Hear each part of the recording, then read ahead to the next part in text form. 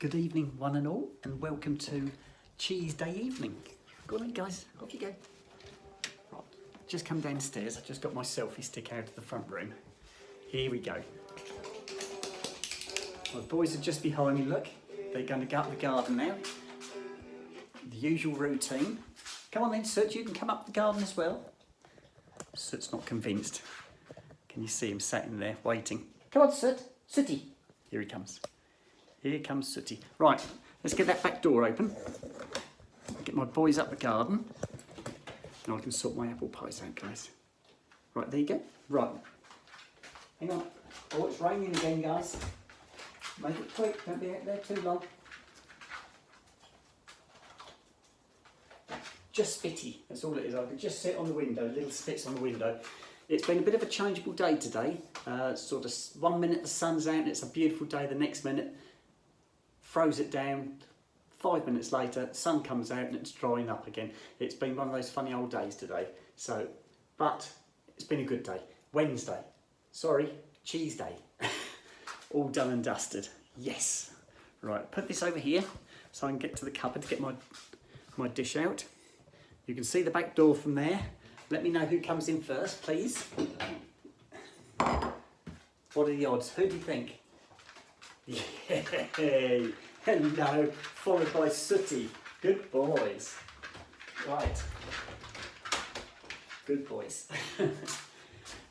You're getting good at this, aren't you? Right, I'll slide that over there. Let's get my apple pies out. Hello. Is that good? Was that good? Right, new box. Here we go. And a new custard tonight. That one. Goes down there, guys. Oh, guys, this is lovely. I love it when we get to Cheese Day because I know we're heading in the right direction. You know what tomorrow is? It's Friday Eve, okay? Can you get your head around that? It's Friday Eve. So we get Monday, Terrible Tuesday, Cheese Day, Thursday Eve, Friday. Yes, then we're into the weekend. Right, here we go. Right, that's the custard opened up ready. Right, let's get the apple pies out. Somebody asked me what make the apple pies are. Well, I get these from Aldi, and it's Holly Lane. I don't know if you can see that at the top there. That's what they've got there. I have had Mr. Kipling's before, I've had all sorts, but this is what I get from Aldi. And they're as good as the rest.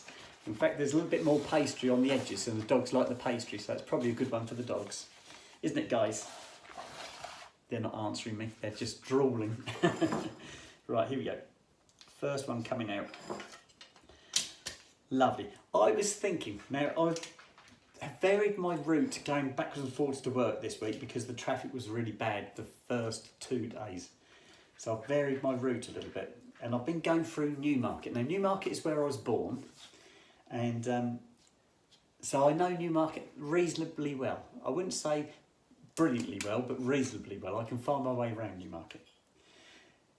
When I was a youngster, I'm talking of about 13, 14, 15, that sort of age, I used to be into camping.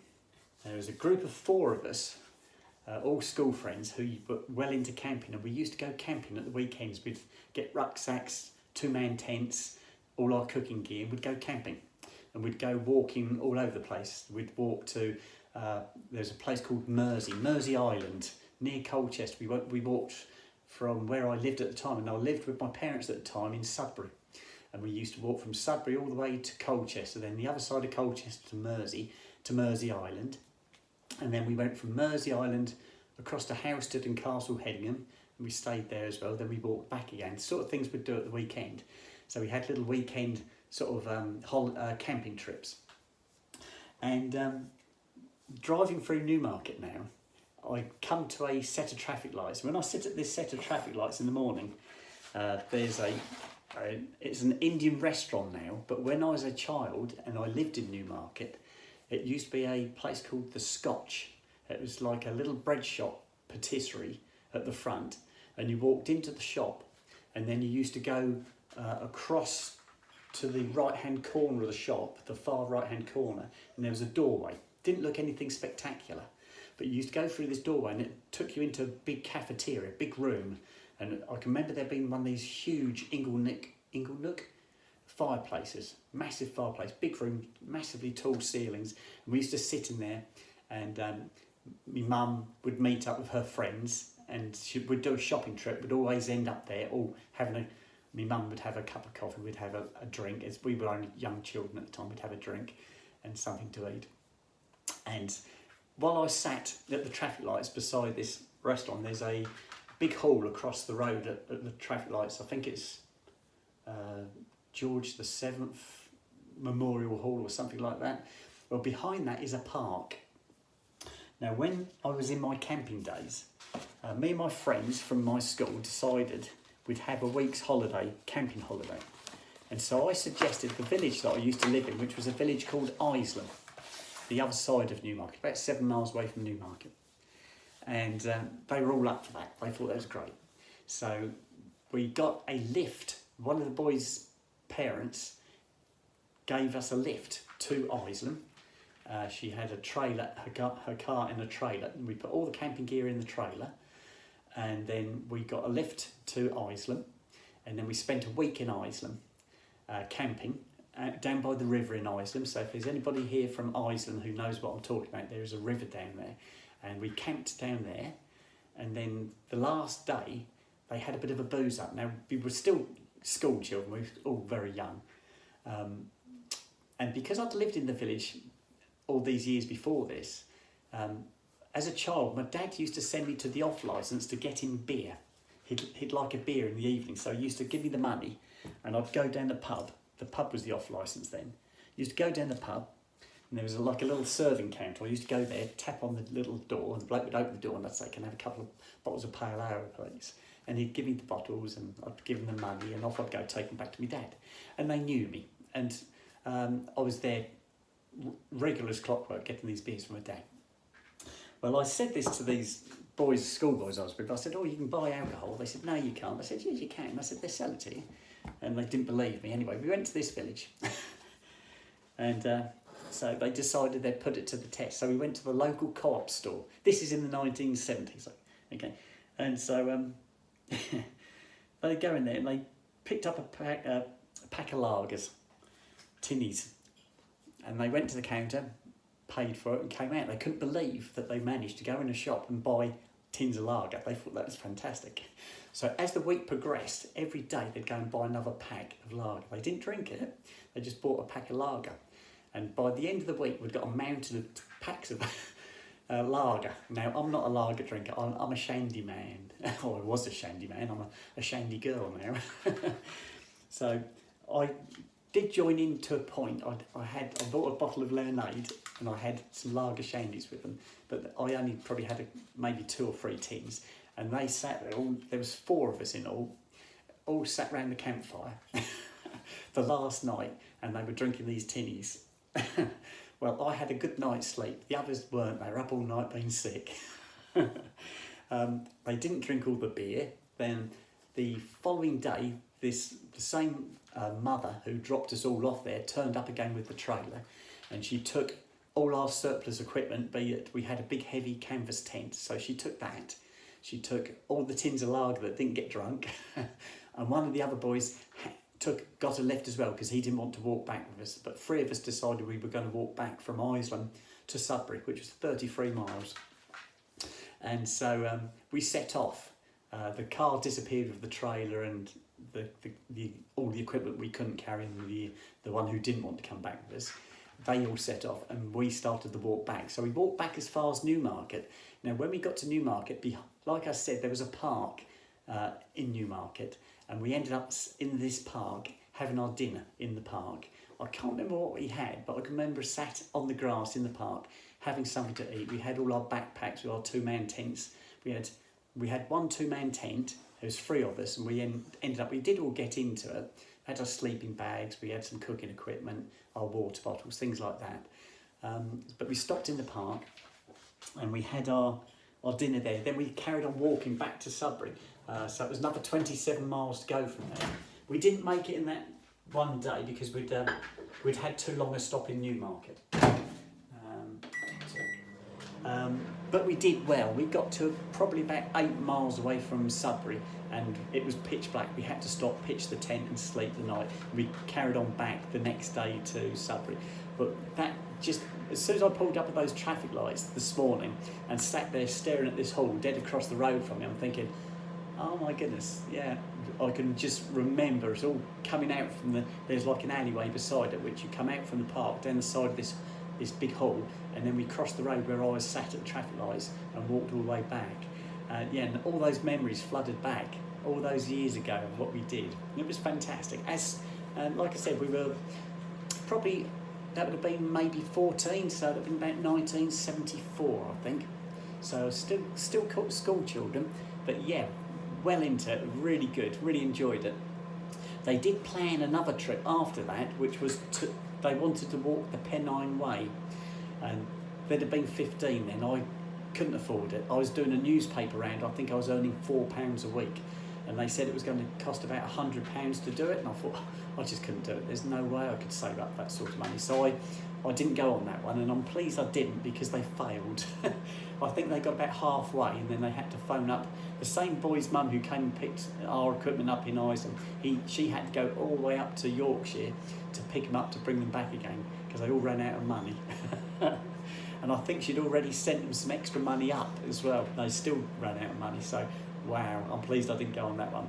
But yeah, that was lovely this morning. Just sat at those traffic lights, and I was just waiting for the lights to change, and I was just thinking about all those years ago when I was 14 years old. Wow, that was 50 years ago. Right, that'll do. Right, my boy's been very patient. Here we go. Right, sit down. Stay please. Don't. Yes, good boy. Right, my boys have got their crusts. Let me put all this lot away, guys. And that goes in there.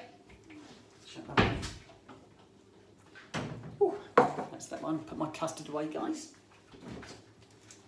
Use that one. Clear that. That's cleared. Well, I think that's done.